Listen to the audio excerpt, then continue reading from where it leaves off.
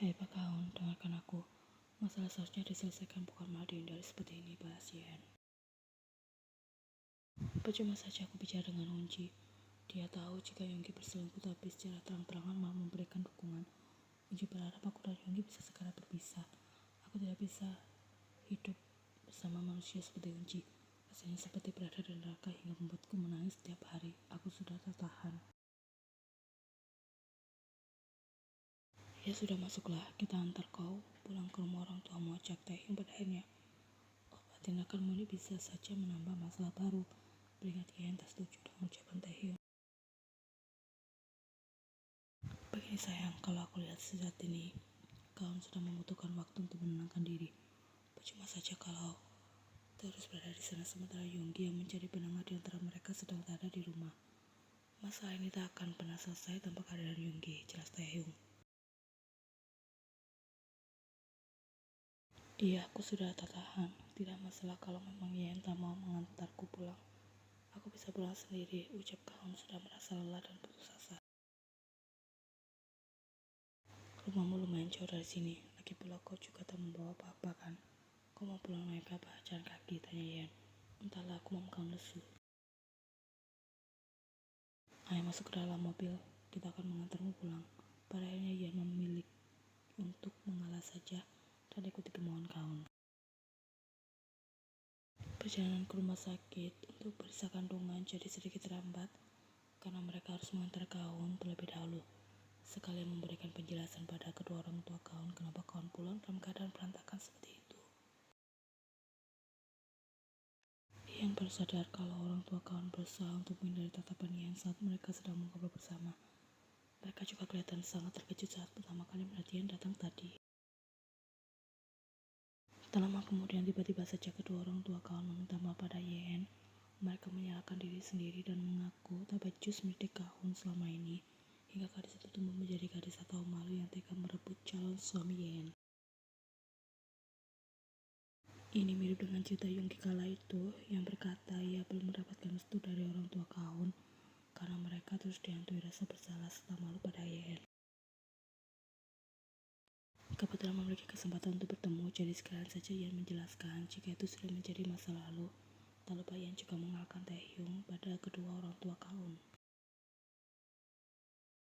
Kedua orang tua Kaun merasa sangat senang dan lega saat tahu Yen sudah bisa move on dari Yonggi, alih-alih masih terpuruk akan keadaan. Yen juga berkata jika sebaiknya kedua orang tua Kaun mulai membuka hati serta memberikan restu pada hubungan Yonggi dan Kaun agar keduanya bisa menemukan kebahagiaan seutuhnya dalam menjalani kehidupan rumah tangga. Orang tua Kaun juga berjanji mereka akan mempertimbangkan hal itu karena memang masalah restu tidak hanya sekedar rasa tak enak hati pada Yen semata, melainkan juga peran Unji termasuk di dalamnya. Kedua orang tua Kaun sudah jujur mengungkapkan kalau mereka tidak begitu menyukai Unji dengan alasan yang tak bisa mereka jelaskan pada Yen dan Taehyung.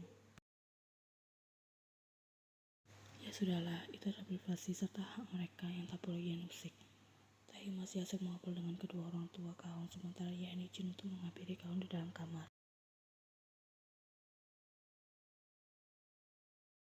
Pak Kaun, panggil Yen sesaat setelah ia mengetuk pintu dan membuka pintu kamar Kaun. Yen bisa melihat gadis itu masih menangis di sana sembari tidur dengan posisi tengkurap. Ini kamar Kaun yang penuh dengan kenangan mereka berdua saat masih menjadi sahabat dulu. Yen langsung mengambil posisi duduk di tepi ranjang. Aku dan Taehyung Opa akan pamit pulang sebentar lagi. Aku harap kau akan baik-baik saja selama berada di sini. Aku sudah bicara pada paman dan bibi Pak. Sudah aku jelaskan semuanya hingga mereka bisa memahami keadaanmu dan bersedia memberimu waktu untuk menenangkan diri, lanjut Yen.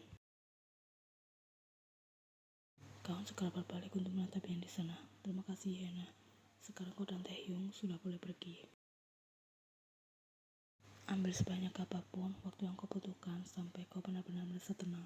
Perkara Yonggi yang berselingkuh itu belum tentu benar kan? Semua pikiran burukmu tak akan terjawab sebelum kalian bertemu dan membicarakan masalah ini bersama. Kaun tak lagi heran pada Yen yang tiba-tiba membahas masalah Yonggi yang berselingkuh pada Kaun. Tak pernah bercerita tentang itu, sudah pasti Yan mendengarnya dari Minji. Lagi pula kalaupun Minji tak bercerita, Yan tetap akan tahu juga.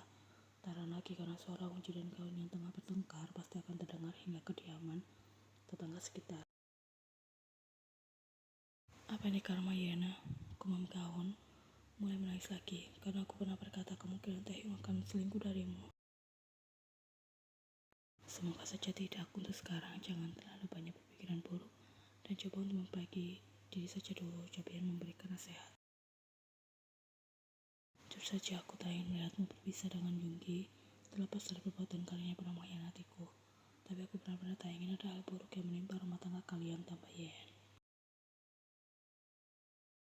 Semoga saja aku dan Yoongi bisa melewati masalah dengan baik, ucap Kaun.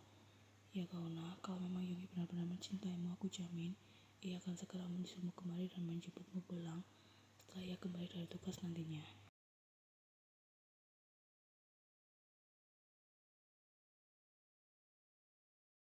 Sayang, hati-hati saat berjalan. Sini agak ke tengah saja jalannya.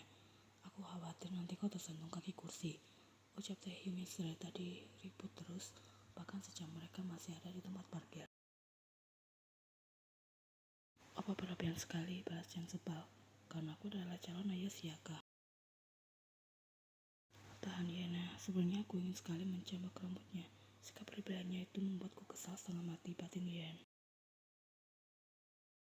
Mereka baru saja keluar dari ruang pemeriksaan dan sudah mendengar sendiri kata-kata dari mulut Dr. Choi kalau usia kandungan Yen masih berada di minggu kelima. Apalagi saat di USG sudah terlihat jelas calon anak mereka meskipun ukurannya masih sangat kecil, hampir menyerupai ukuran biji apel. Setelah itu Taehyung semakin tak karuan tingkahnya. Dr. Choi juga menjelaskan cara menghitung usia kandungan yang benar karena ada beberapa kasus yang istilahnya menikah baru sebulan tapi usia kehamilan sudah lebih dari sebulan, kemudian timbul fitnah. Padahal memang usia kandungan dihitung dari tanggal terakhir kali calon ibu mendapatkan tamu bulanan. Tapi sebenarnya Taehyung sudah mengerti masalah itu. Selain informasi dari baca-baca di internet, karena kemarin sempat penasaran dengan usia calon anaknya, Taehyung juga dapat sedikit penjelasan dari Hara. Opa, aku lapar, ingin makan, ucap Ian tiba-tiba. Pemilik ingin makan apa? Tanya Taehyung dengan senyum cerah. Apa ya yang enak? Ian kelihatan sedang berpikir. Tumis gurita pedas sepertinya enak. Mari mampir ke restoran yang saat itu pernah kita kunjungi. Ternyata gejala hamil yang aku alami hampir mirip dengan gejala datang bulan. Karena aku ingin memakan sesuatu yang pedas, sudah lapar juga. Ucap Ian sembari membayangkan semua makanan pedas yang membuat ia ngiler. Sayang, jangan makan gurita pedas, balas Taehyung dengan suara kalem, tapi di mata Yen itu tetap saja kelihatan menyebalkan. Soal angan-angan indah Yen hancur dalam sekejap gara-gara larangan Taehyung. Kenapa tidak boleh? Protes Yen, tidak higienis, singkat dan menyebalkan. Pencemaran nama baik orang-orang penjual makanan, memang si Taehyung. Nyalinya besar juga ternyata sampai berani bicara seperti itu.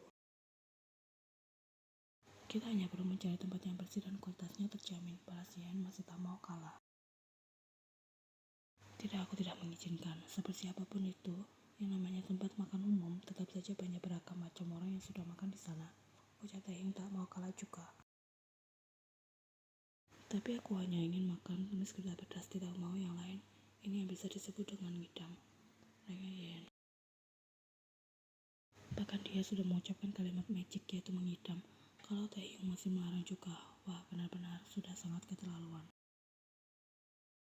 Begini saja, aku akan mengantarmu pulang terlebih dahulu. Setelah itu aku pergi berbelanja ke supermarket untuk membeli bahan-bahan membuat tumis gurita pedas sendiri. Ucap Taehyung memberikan solusi.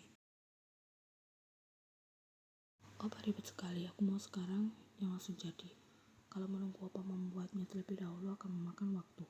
Keburu aku tak menginginkannya lagi, balas Yen terlanjur ngambek. Yen kemudian berjalan cepat meninggalkan Taehyung di belakang. Sayang, kau jalan pelan-pelan saja dan perhatikan langkahmu. Nanti kau terjatuh dan keselio. Seru Taehyung segera menyusul langkah sang istri yang masih belum jauh di sana. Yen tak peduli dan semakin mempercepat langkahnya. Sayang, ini perintah langsung dari suamimu. Kenapa tidak menurut saja? ucap Taehyung frustasi. Dia jadi heran kenapa sekarang Yeon jadi susah diberi nasihat. Padahal dulu selalu kalem dan penurut, masa ia bawaan bayi. Sebenarnya Yeon tidak pernah berubah. Ini hanya murni karena Taehyung melarang apa yang sangat ingin ia makan. Taehyung serius dalam memberikan izin pada Yeon untuk makan tumis gurita pedas sembarangan, meskipun saat itu sudah ngambek. Pokoknya Yeon hanya boleh makan masakan buatan Taehyung sendiri. Baru kemudian saat waktu sudah menunjukkan hampir pukul 8 malam, tumis gurita pedas yang setari-tari Yeon idam-idamkan akhirnya muncul juga. Taehyung memanggil Yeon untuk turun ke bawah karena memang setelah tadi sang istri terus mengurung diri di kamar dan malas berbicara dengan Taehyung. Untuknya Yeon masih mau turun dan mencoba tumis gurita pedas buatan sang suami. Wah, sebenarnya enak, ucap Yeon sudah mengiler ingin segera mencoba rasanya. Pasti enak lah, kan buatan calon apa? Sekalian pakai bumbu rahasia tambahan, balas Taehyung. Apa? Tanya Yeon penasaran. Cinta dan kasih sayang. Aku yang ngambil tapi dia yang tinggalnya tak karuan. Sabar saja punya suami modern seperti ini, batin Yeon. Terima kasih opa, tumis gurita pedasnya memang benar-benar enak. Meskipun sebenarnya ini tidak ada rasa pedasnya sama sekali. Komentar Yeon setelah ia mencicipi sesuap. Tapi enak kan? Tanya Taehyung memastikan sekali lagi. Iya, balas Yeon singkat. Taehyung mengabaikan rasa tak pedas yang sempat Yeon keluhkan karena memang ia tak menggunakan banyak bubuk cabai di sana demi kebaikan calon anak mereka. Aku bahkan tak menggunakan penyedap rasa tambahan untuk menonjolkan rasa gurihnya, ucap Taehyung merasa senang masakannya dipuji oleh sang istri. Serius, tapi rasanya bisa enak sekali. Terlepas dari rasa pedasnya yang minim, ini bisa disebut sebagai tumis gurita saja tanpa tambahan pedas di belakangnya. Iya serius, aku memastikan guritanya benar-benar fresh, juga memadukan bumbu-bumbunya dengan takaran yang pas. Itu sebabnya jika kau ingin makan apapun itu, tinggal katakan saja, biar aku yang memasakkan di rumah. Jangan kebanyakan jajan di luar karena itu tak baik, peringat Taehyung. Iya, Pak Pasien masih asik menikmati tumisan tersebut dan tak merasa keberatan saat Taehyung turut menyuguhkan semangkok nasi di dekatnya. Masih tersisa satu porsi, aku sudah menyimpannya di dalam lemari es. Jika besok pagi kau ingin memakannya lagi, tinggal minta bibi Song untuk menghangatkannya. Ya, Pak. Selesai makan, ia naik ke atas terlebih dahulu dan masuk ke kamar. Taehyung menyusul di belakang dengan membawa potongan buah apel dan stroberi sebagai cemilan sang istri sebelum tidur. Makan buah durian malam-malam begini sepertinya enak, jutuk Yeon tiba-tiba kepikiran. Padahal itu mulut masih sibuk mengunyah apel, tapi sebat-sebatnya kepikiran buah lain. Sayang jangan aneh-aneh, mana boleh Bu Hamil makan durian. Balas Taehyung sudah pasang ekspresi datar. Boleh saja asalkan secukupnya, dan Yeoni pernah bilang seperti itu.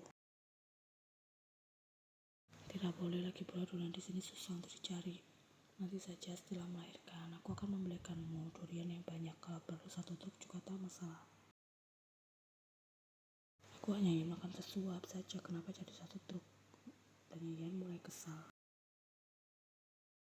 Kodahan sekali sayangku, semakin dilarang malah semakin menjadi-jadi.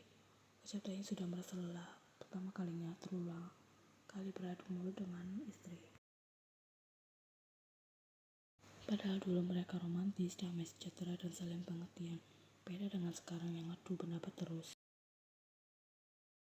Aku hanya sekedar bicara, tidak benar-benar memakannya. Opa semakin lama semakin berlebihan sikap melarangku ini dan itu. Aku merasa sebel pada Opa. Kenapa Opa terus membuatku merasa kesal? Seru Yeon sembari menatap Taehyung penuh benci. Tidak tahu kenapa hormon kehamilan membuat Yeon betah mengajak sang suami beradu argumen. Tapi sejujurnya hanya mendengar suara Taehyung saja sudah berhasil membuat Yeon sebal. Tapi ia menahannya karena memang Taehyung tidak salah apa-apa kan. Puncaknya kalau Taehyung sudah melarang-larang Yeon, langsung saja emosi Yeon jadi meledak-ledak tak karuan.